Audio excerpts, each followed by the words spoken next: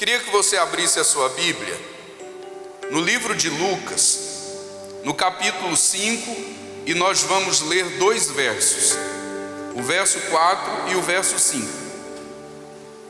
E eu quero trazer uma palavra para você hoje, subordinada ao seguinte pensamento: obediência, uma virtude que devemos ter ou que precisamos ter. Diz assim o texto: quando acabou de falar, disse a Simão: faze-te ao largo e lançai as vossas redes para pescar. Respondeu-lhe Simão: mestre, havendo trabalhado toda a noite, nada apanhamos, mas sob a tua palavra lançarei as redes. O que você percebe assim rapidamente nessa leitura é que Pedro foi obediente. Pedro aqui cumpriu o princípio da obediência. E é sobre isso que eu quero falar com você hoje, fazer algumas considerações sobre obediência. Eu tenho dito aqui que, no meu entendimento, as 3 coisas mais difíceis na vida cristã, não necessariamente nessa ordem, são elas: renunciar, perdoar e obedecer. Quando Deus estabeleceu o jardim do Éden, quando Deus criou o paraíso e colocou o homem ali, a Bíblia diz que a única virtude que Deus pediu foi a obediência. Deus colocou o homem no jardim e pediu a esse homem que ele fosse obediente, que ele praticasse a virtude da obediência.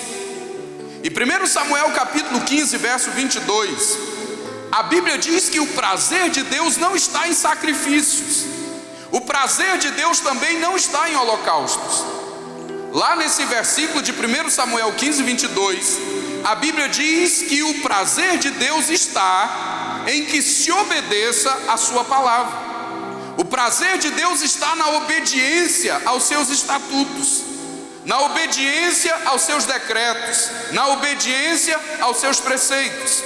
Então o que esse versículo ensina é que o melhor culto que você pode dar para Deus, a melhor adoração que você pode dar a Deus, é a sua obediência. Então eu quero fazer algumas considerações hoje sobre obediência. Não que os irmãos não saibam, mas eu quero rememorar você.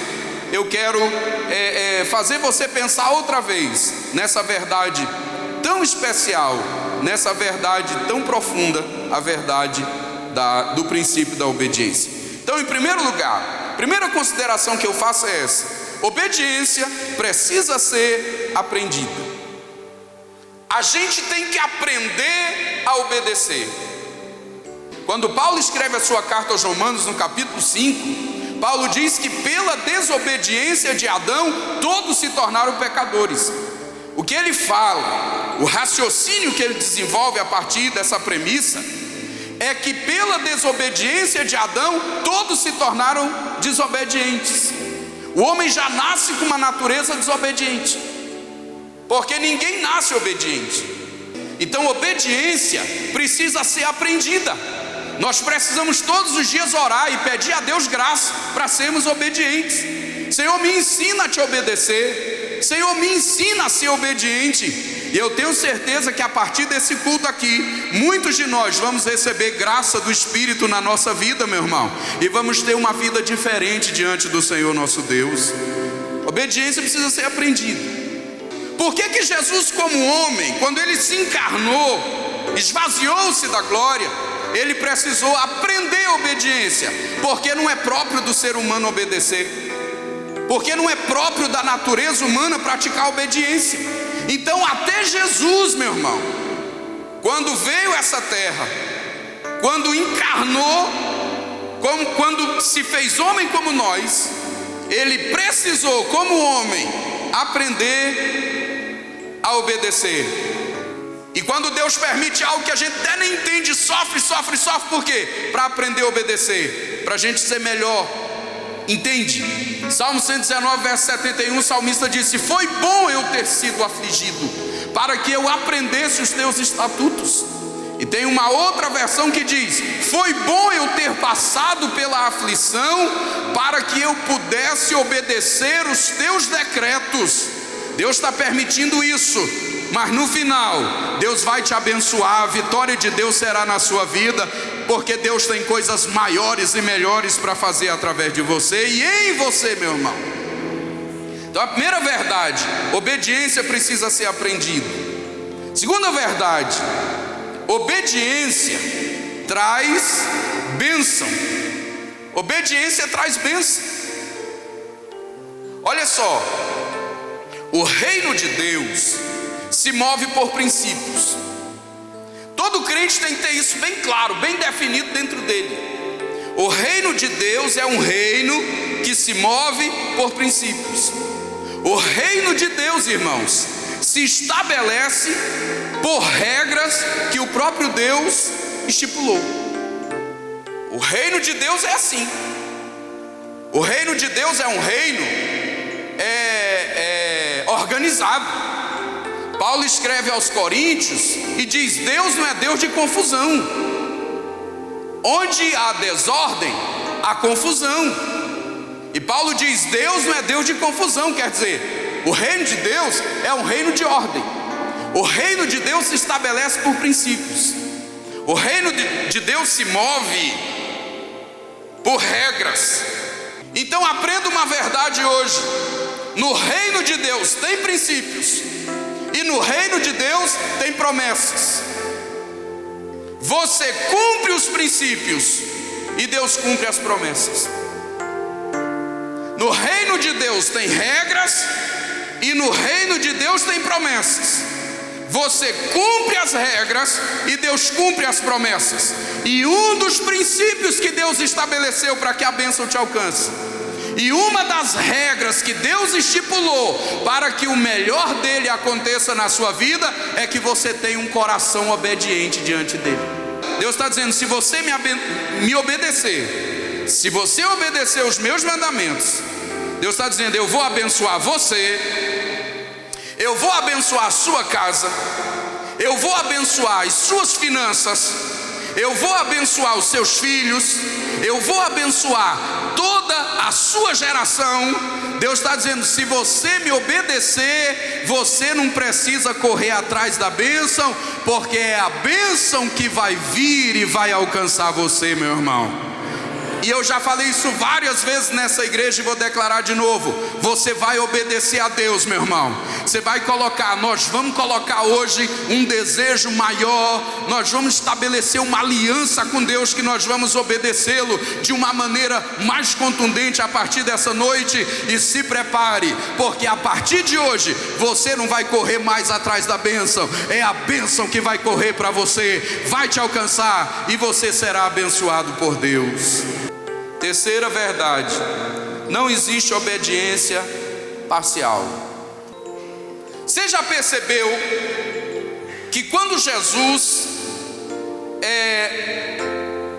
desafiava os seus discípulos, os seus seguidores, ele sempre fez isso adotando uma postura firme? Porque evangelho não se processa na dualidade. Evangelho existe, processa na radicalidade. O reino de Deus é um reino radical. Esse dia eu estava lendo, o cara disse: porque esses islâmicos aí, eles são radicais. Eu disse: o evangelho também, a proposta do evangelho é radicalidade. E Tiago tem uma palavra poderosíssima. Tiago diz assim: você não tem como ser amigo de Deus e amigo do mundo, porque se você for amigo de Deus, você vai ser inimigo do mundo, e se você for amigo do mundo, você será inimigo de Deus. Evangelho, meu irmão,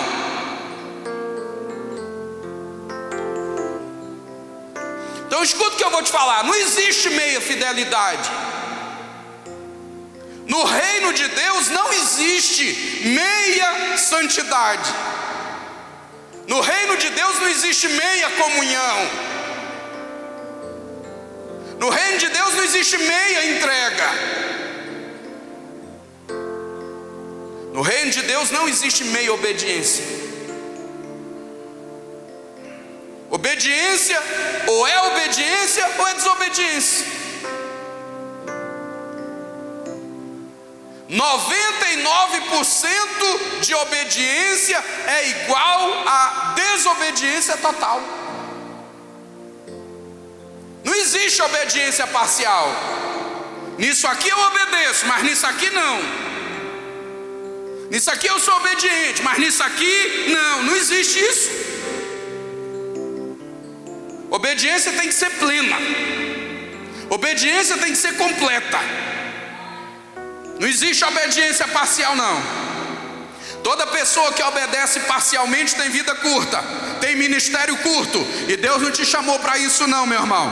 Deus te chamou para fazer grandes coisas através da sua vida. E eu tenho certeza no meu coração que Deus me trouxe hoje aqui. E Deus trouxe você hoje aqui também. Porque a partir desse culto, Deus vai mudar a história da sua vida, a história do seu ministério. Coisas grandes, maiores e melhores Deus vai trazer para você. Quarta consideração que eu quero fazer: uma pequena obediência pode produzir um grande milagre. Jesus pediu para Pedro duas coisas pequeninas, duas coisas insignificantes. E se Pedro não tivesse obedecido, ele teria perdido uma das maiores experiências da sua vida. Você pode declarar isso na vida de alguém? Diga: se você obedecer a Deus nas pequenas coisas, Deus vai abrir grandes portas na sua vida. Fala para ele: uma pequena obediência pode trazer um grande milagre para você.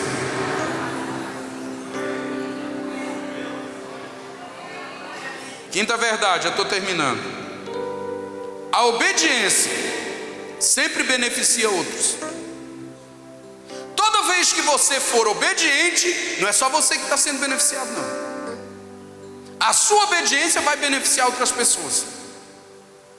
Quando Jesus chegou para Pedro e deu a ordem, e Pedro cumpriu a ordem de Jesus, e no contexto da história toda aqui, ele foi obediente. Deixa eu te explicar: a obediência de Pedro não beneficiou só ele, não. Primeiro, a obediência de Pedro beneficiou Jesus. O cara obediente cedeu o barco e Jesus pôde pregar, porque a multidão estava apertando ele para dentro d'água. A obediência de Pedro beneficiou a multidão, porque Jesus pôde pregar e a multidão pôde ouvir a mensagem. A multidão pôde ser ministrada através de Jesus, que estava usando o barco que Pedro cedeu por obediência. E a obediência de Pedro também beneficiou os amigos dele. Porque quando Jesus disse assim: vai lá e lança a rede, e ele disse: sob a tua palavra eu vou fazer isso, a Bíblia diz que o barco ficou cheio, e ele chamou os amigos e encheu o barco dos amigos também. Então a obediência dele não beneficiou somente a ele, abençoou também pessoas que estavam perto dele. Deus sempre vai recompensar outras pessoas, especialmente aquelas que estão perto de você por causa da sua obediência. Gente que está pertinho de você, meu irmão, vai ser abençoado pela obediência que você tem ao Senhor. A obediência vai levar você a uma nova maneira de viver. E eu estou crendo no meu coração que essa palavra, como uma semente, está sendo colocada no coração de todos nós aqui hoje. E nós vamos sair desse culto para viver diferente, mas para também receber coisas diferentes de Deus na nossa vida, irmãos. Que Deus abençoe você e a sua casa. Deus abençoe a sua família. Que Deus nessa noite possa, através do Espírito Santo, ministrar essa verdade da obediência no seu coração. porque Deus tem coisas maiores e melhores para revelar para você.